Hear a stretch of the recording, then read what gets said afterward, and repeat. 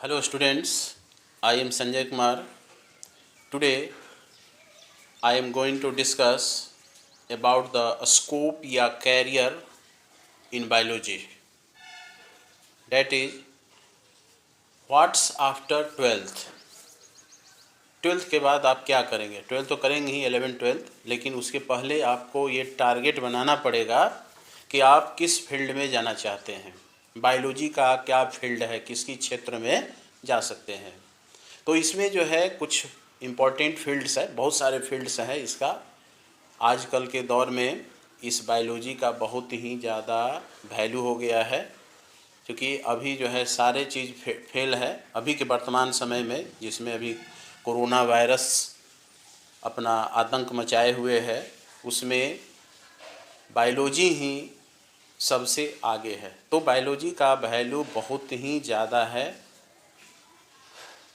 इसमें हम लोग देखेंगे क्या कि कैरियर कहाँ पर हम बायोलॉजी पढ़ने के बाद हम किस फील्ड में अपना जा सकते हैं, चुनाव कर सकते हैं। तो इसके लिए कुछ इम्पोर्टेंट फील्ड्स दिया गया है। जैसे कि फर्स्ट फील्ड है जो कि सभी स्टूडेंट्स चाहते हैं कि हम उसी फील्ड में जाएं। तो सभी स्टूडेंट्स उस फील्ड में नहीं जा सकते हैं, उसमें बहुत कंपटीशन है, टफ है, फिर भी प्रयास करना चाहिए। उसमें जो सबसे पहला है मेडिकल कोर्सेस। सभी स्टूडेंट्स का इच्छा होता है कि हम डॉक्टर बने, और उतना ही में वो सिमट जाते हैं कि केवल डॉक्टर ही है, बायोलॉजी पढ़ेंगे तो डॉक्टर बनेंगे।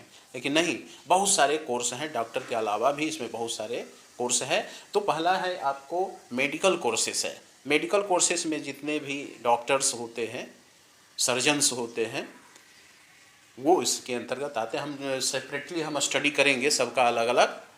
सेकेंड है एलाइड हेल्थ कोर्सेस, मतलब डॉक्टर न बन करके उसके इक्विवेलेंट हम दूसरे कोर्स कर सकते हैं। जैसे फार्मेसी है, बैचलर इन फार्मेसी है, उसके बाद जो है और सारे कोर्सेज इसमें आते हैं, देखेंगे अलग अलग। उसके बाद है पैरामेडिकल कोर्सेस। पैरामेडिकल कोर्सेस जो है जो डॉक्टर्स होते हैं या उसके अलावा जो है ये पैरामेडिकल कोर्सेस लेबोरेटरी में, टेक्नीशियन में, इस तरह का इसका यूज मानी उस फील्ड में इसमें हम लोग अपना कैरियर बना सकते हैं।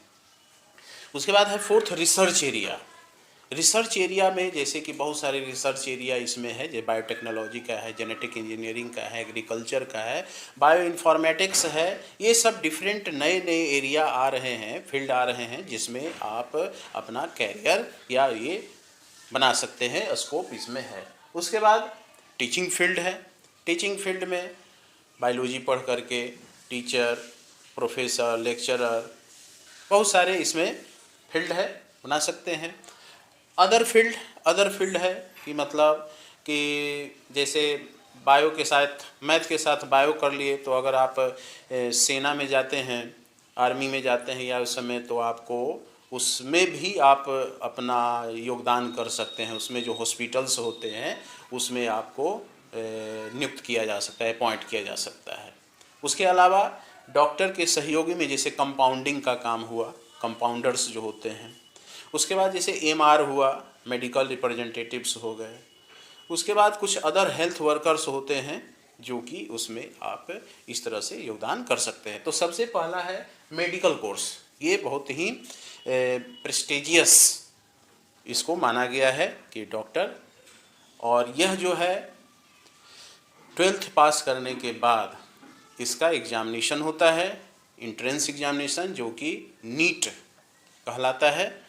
और नीट में आपको फिजिक्स, केमिस्ट्री और बायोलॉजी 3 सब्जेक्ट से उसमें क्वेश्चन आते हैं।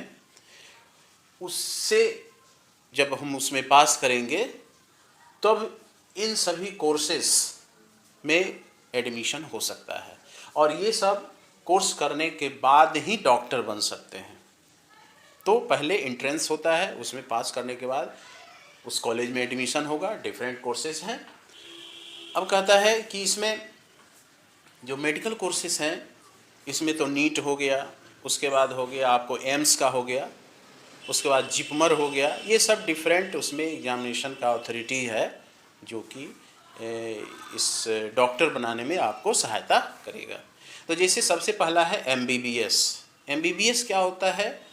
Bachelor of medicine and bachelor of surgery, यानी ये बैचलर कोर्स है, बीए कहिए, बीएससी लेवल का कोर्स है, जो कि 5.5 साल का कोर्स, 5.5 इयर्स का ये कोर्स है, जो कि अभी बताए हैं कि नीट पास करने के बाद उसमें एंट्रेंस एग्जामिनेशन होता है। तो एमबीबीएस में हो गया bachelor of medicine and bachelor of surgery, medicines के बारे में, सर्जरी ऑपरेशन करने के बारे में, जो भी डॉक्टर्स होते हैं उसमें आपको प्रिस्क्रिप्शन प्रिस्क्राइब करना है, दवा लिखना है, मेडिसिन यानी डिजीज का डायग्नोस करना है, उसके बाद उसका ट्रीटमेंट करना है, उसका ट्रीटमेंट अगर ये मेडिसिन से हो जाए तो ठीक है, नहीं तो उसको सर्जरी करके। अब इसमें भी बहुत सारे ब्रांच हैं, एमबीबीएस में भी बहुत सारे ब्रांच हैं, हर ऑर्गेन के लिए अलग अलग डॉक्टर्स होते हैं, हर ऑर्गेन्स के लिए, जैसे कि हड्डी के लिए अलग हो गया, हार्ट के लिए अलग हो गया, कार्डियोलॉजिस्ट हो गया, ब्रेन के लिए अलग हो गया, किडनी के लिए अलग हो गया, स्किन के लिए अलग हो गया, बच्चे के लिए अलग हो गया, उसके बाद फीमेल में गायनेकोलॉजिस्ट। तो इस तरह से इसमें बहुत सारे फील्ड हैं एमबीबीएस में। तो वो एमबीबीएस पास करने के बाद ऐसा होता है।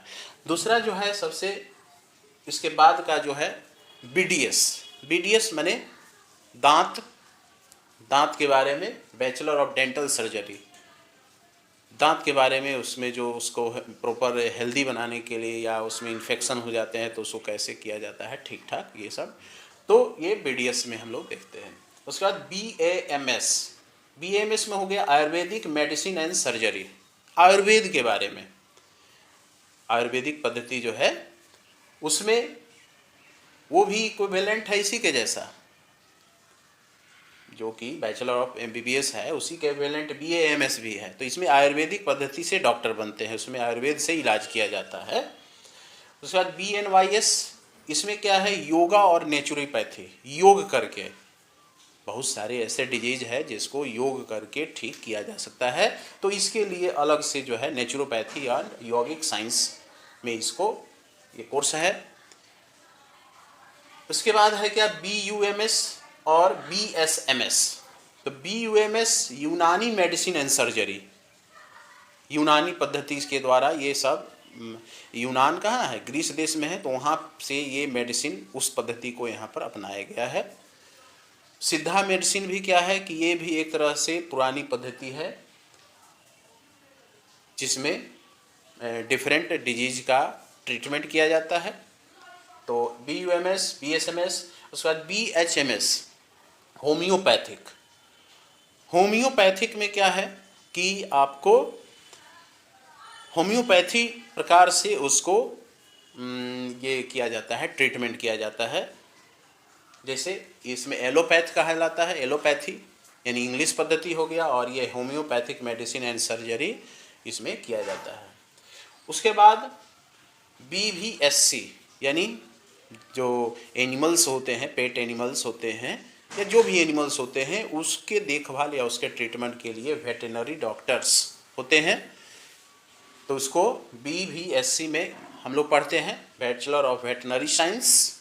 इसके बाद BPT, bachelor of physiotherapy. Physiotherapy क्या होता है कि बहुत सारे ऐसे केस होते हैं जिसमें एक्सरसाइज करना पड़ता है और एक्सरसाइज अपने से नहीं हो पाती, जैसे मान लीजिए पैरालिसिस हो, मान लिया पैरालिसिस है या कुछ अदर जो डिफेक्ट्स आ जाते हैं, तो उसमें ये जो डॉक्टर होते हैं ये भी डॉक्टर हैं, इक्विवेलेंट हैं, तो ये क्या करते हैं उस ऑर्गन को एक्सरसाइज कराएंगे, प्रॉपर एक्सरसाइज। अब कैसे भी एक्सरसाइज आप नहीं कर सकते हैं, उसके लिए कुछ एक्सरसाइज बने होते हैं जो ये लोग जानते हैं, ये डॉक्टर्स लोग जानते हैं, जो कि इस पद्धति के द्वारा ठीक करते हैं। अब कहता है कि ये सारा जो कोर्सेस है वो आयुष मिनिस्ट्री होता है, उस मिनिस्ट्री के द्वारा इसको अप्रूव किया गया है। तो आयुष मिनिस्ट्री का मतलब क्या होता है, आयुष क्या है?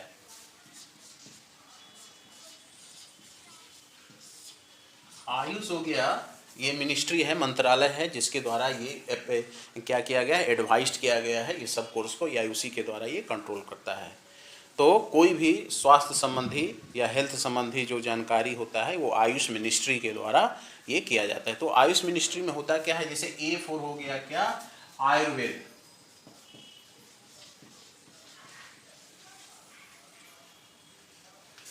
आयुर्वेद हो गया। उसके बाद क्या हो गया, ये वाई फॉर आयुर्वेद हो गया। वाई फॉर हो गया क्या, यहाँ से ले लीजिए yoga and naturopathy, yoga and naturopathy,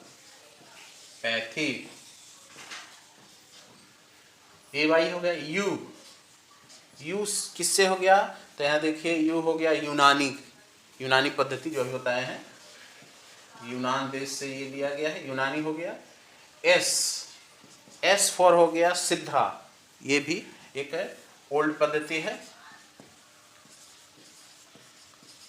and H हो गया होम्योपैथी।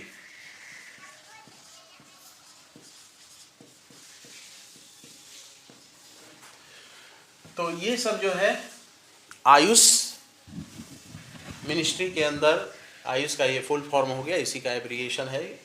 और हम लोग ये हो गया मेडिकल कोर्स के बाद। अब हम लोग देखेंगे एलाइड हेल्थ कोर्सेस क्या होते हैं, कि इसी के इक्विवेलेंट, अगर मान लें कि ये तो है ट्रीटमेंट करने का, चिकित्सा ट्रीटमेंट करने का, डायग्नोस करने का, सर्जरी करने का, एक्सरसाइज का, ये सब जो है पद। अब वो भी इसी के इक्विवेलेंट है, बैचलर डिग्री ही है, लेकिन वो ट्रीटमेंट डायग्नोसिस ये सब नहीं करेगा, वो इनको हेल्प करेगा। तो देखते हैं एलाइड हेल्थ कोर्सेज के बारे में।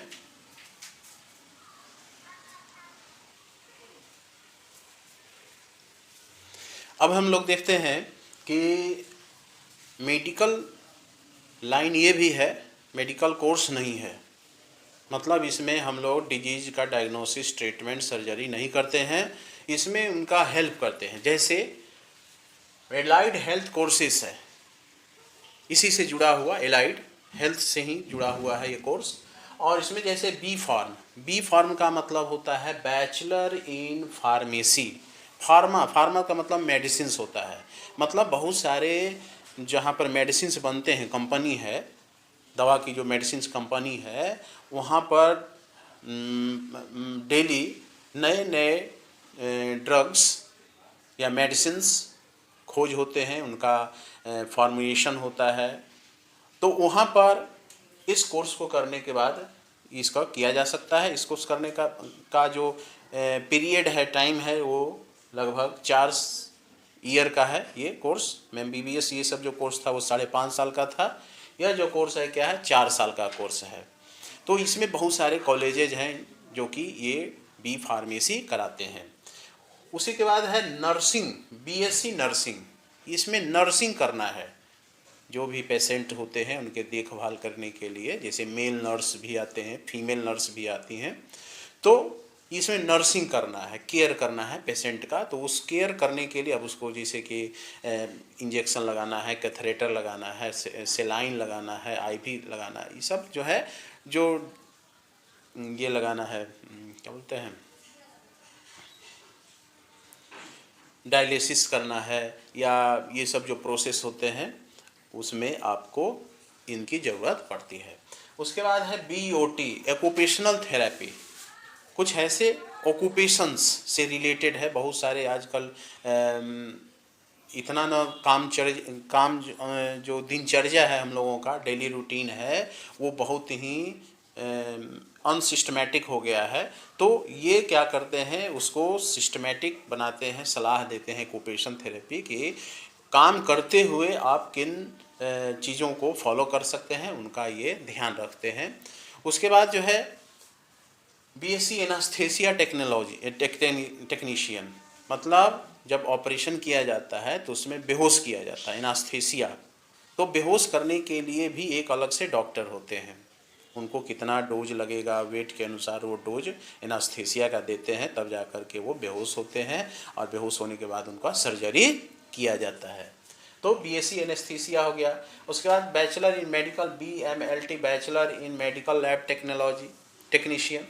तो इसमें क्या है BMLT में, कि मेडिकल जो लैब होते हैं जहाँ पर ये बनता है ड्रग्स, दवा, मेडिसिन्स, उसको ये मेंटेन करते हैं, उनकी देखभाल करते हैं, उसका हाइजेनिक कंडीशन जो भी है, इसमें ये कोर्स किया जा सकता है।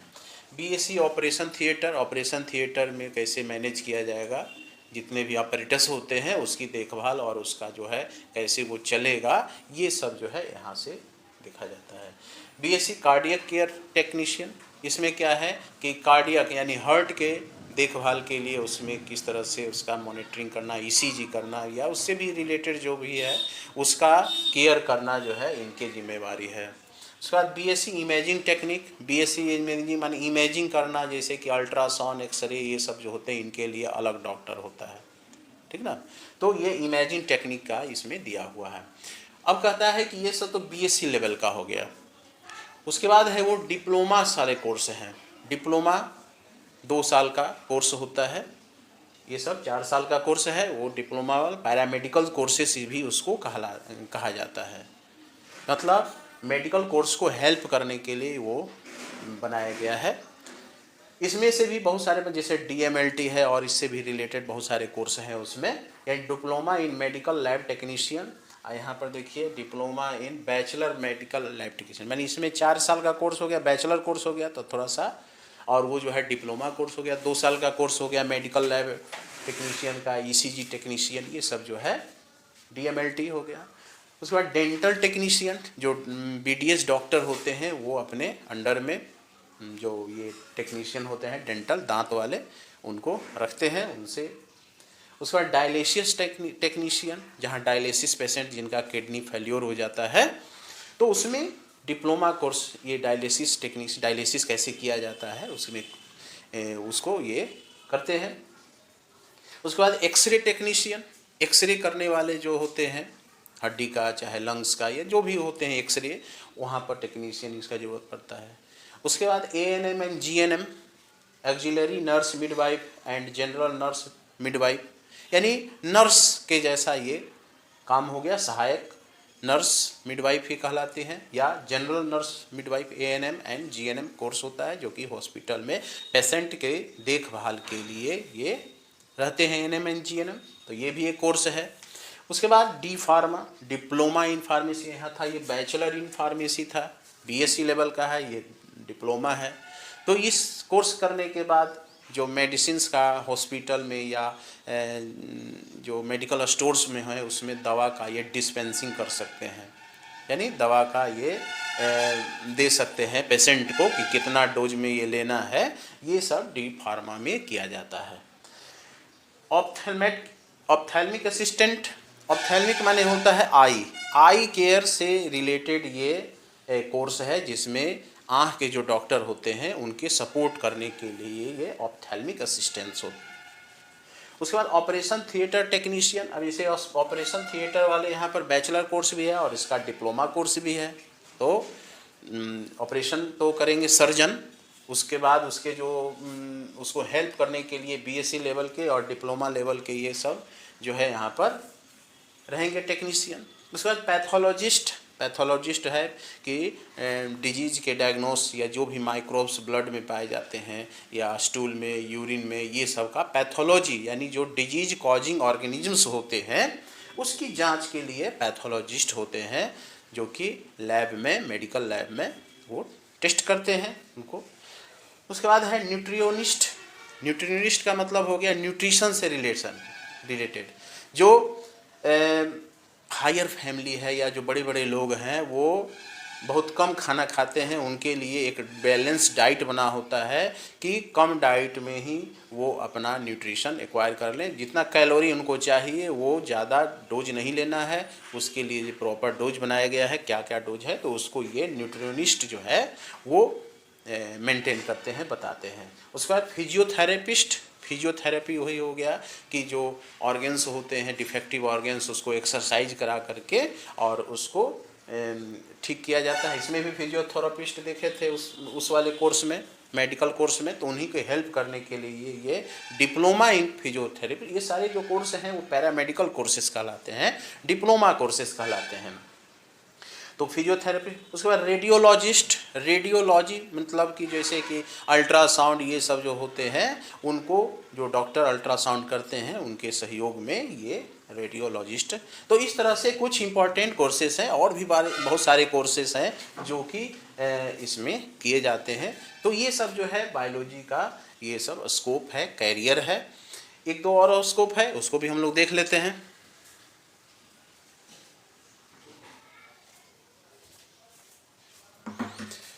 अब हम लोग देखते हैं कि रिसर्च एरिया और जो टीचिंग एरिया है, मतलब कि यह जो कोर्स है बीएससी लेवल के या एमएससी लेवल, अब बीएससी से ऊपर जो कोर्सेस होते हैं उसको कर सकते हैं और रिसर्च फील्ड में जा सकते हैं, वहाँ अपना कैरियर चूज कर सकते हैं। तो जैसे कि रिसर्च एरिया में जाने के लिए बायोलॉजी का जो ब्रांच है जैसे कि बॉटनी और जूलॉजी, तो बॉटनी पढ़ करके बॉटनी का हम लोग बॉटनिस्ट या जूलॉजिस्ट हो सकते हैं, या बॉटनी और जूलॉजी का लेक्चरर, मास्टर, प्रोफेसर जो भी है उसमें हम लोग इसको कर सकते हैं। तो बॉटनिस्ट और जूलॉजिस्ट हो गया, बॉटनी से जूलॉजी से टीचर या प्रोफेसर या लेक्चरर बना जाता है। उसके बाद जो है इन्वायरमेंटोलॉजिस्ट, इन्वायरमेंट से रिलेटेड, आज इन्वायरमेंट क्या हो गया है, पॉल्यूटेड हो गया है, तो उसके लिए इन्वायरमेंट में जो रिसर्च करना चाहते हैं या इन्वायरमेंट को जो पढ़ाना चाहते हैं, पढ़ना चाहते हैं, उस एरिया में जा सकते हैं। उसके बाद फूड टेक्नोलॉजिस्ट, फूड का प्रोडक्शन कैसे हो, चूँकि इंक्रीजिंग पॉपुलेशन क्या हो रहा है कि फूड का कमी हो रहा है, तो ग्रीन रिवॉल्यूशन या बहुत सारे टेक्नोलॉजी अपना करके और एग्रीकल्चर में फूड का प्रोडक्शन किया जाता है। फूड टेक्नोलॉजी में है प्लस एग्रीकल्चर साइंस, ये दोनों एक दूसरे से रिलेटेड है। एग्रीकल्चर डिपार्टमेंट में नए नए वैरायटी के जो क्रॉप्स फील्ड होते हैं या जो भी क्रॉप्स होते हैं उनको इसमें क्या किया जाता है, खोज किया जाता है, डिस्कवरी किया जाता है, एक्सपेरिमेंट किया जाता है, तब मार्केट में उस जैसे हाइब्रिड सीड्स है, ये सब जो है उस यूनिवर्सिटी में जो रिसर्चर्स होते हैं या जो वैज्ञानिक होते हैं, साइंटिस्ट, वो इसको रिलीज करते हैं। उसके बाद है yoga and meditation and physical fitness, yoga और मेडिकेशन करते हैं फिजिकल फिटनेस कराने के लिए। ये सब जो है तरह तरह के जो मास्टर डिग्री वाले या बैचलर डिग्री वाले जो है इस तरह के कोर्स कराते हैं। योगा के विशेषज्ञ होते हैं वो, जैसे कि बाबा रामदेव जी हैं। बायोटेक्नोलॉजी है, तो बायोटेक्नोलॉजी क्या है कि लिविंग्स का यूज हम लोग करते हैं ह्यूमन वेलफेयर में डिफरेंट टेक्निक्स के द्वारा। Use of livings by different techniques for human welfare, जैसे दूध से दही बनाना, दही बनाना, कर्ड बनाना, चीज़ बनाना, पनीर बनाना, अल्कोहल बनाना, बहुत सारे एसिड बनाना, ये सब जो है माइक्रोब्स से या लिविंग से बनता है। तो ये सब तो ओल्ड पद्धति है और इसी में जो है बायोटेक्नोलॉजी में ही आता है जेनेटिक इंजीनियरिंग, जिसमें जीन को मैनिपुलेट किया जाता है और मैनिपुलेट करके और उससे जो डिजायर्ड क्वालिटी का प्रोडक्ट बनाना है वो लिविंग्स के द्वारा बनाया जाएगा, नॉन लिविंग के द्वारा नहीं बनाया जाएगा। जैसे बैक्टीरिया का, यीस्ट का, ये सब का यूज किया जाता है उसमें और उससे वो प्रोडक्ट बनाया जाता है। तो ये बायोटेक्नोलॉजी हो गया। उस तरह से एम फार्मा, जैसे कि बी फार्मा, डी फार्मा पढ़े हैं, उसी तरह से एम फार्मा है। मान लीजिए जहाँ पर मेडिसिन बनते हैं, नया नया डिस्कवरी होता है, तो वहाँ पढ़ाने के लिए टीचर्स की आवश्यकता होती है उन लोगों को, तो उनको पढ़ाने के लिए एम फार्मा का कोर्स किया जाता है।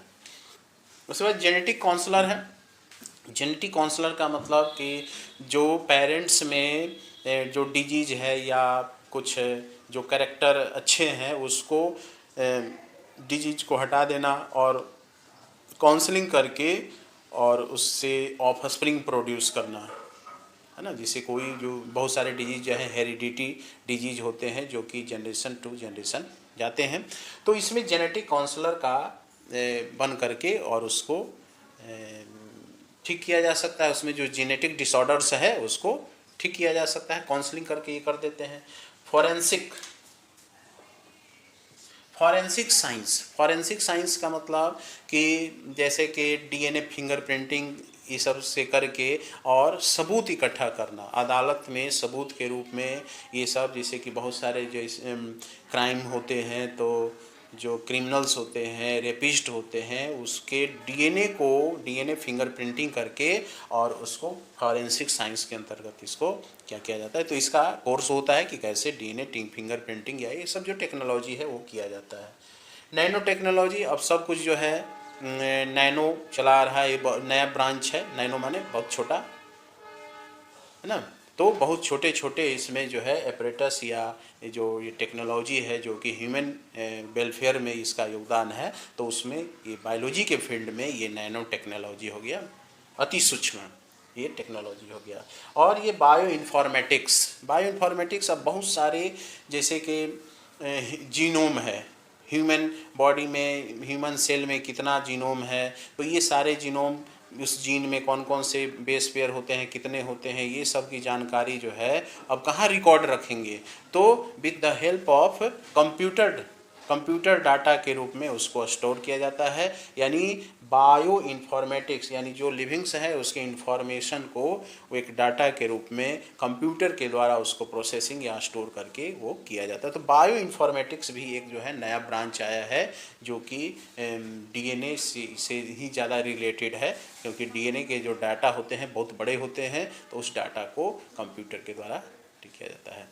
उसके बाद जो है अंतिम में जो है पांचवा अदर फील्ड्स में अब बहुत सारे इसमें आ जा सकते हैं, जैसे कि कंपाउंडिंग करना, डॉक्टर के अंदर में जो है उनको हेल्प करने के लिए कंपाउंडर का काम करना। उसके बाद जो है उसमें ये एमआर मेडिकल रिप्रेजेंटेटिव्स का काम करना, जो दवा को डॉक्टर के उसको बताते हैं, नए नए जो रिसर्च आते हैं, नए जो दवा आते हैं वो समय समय पर डॉक्टर्स को बताते हैं कि ये मार्केट में ये दवा उपलब्ध है ये डिजीज़ के लिए, तो इसको मेडिकल रिप्रेजेंटेटिव्स कहा जाता है।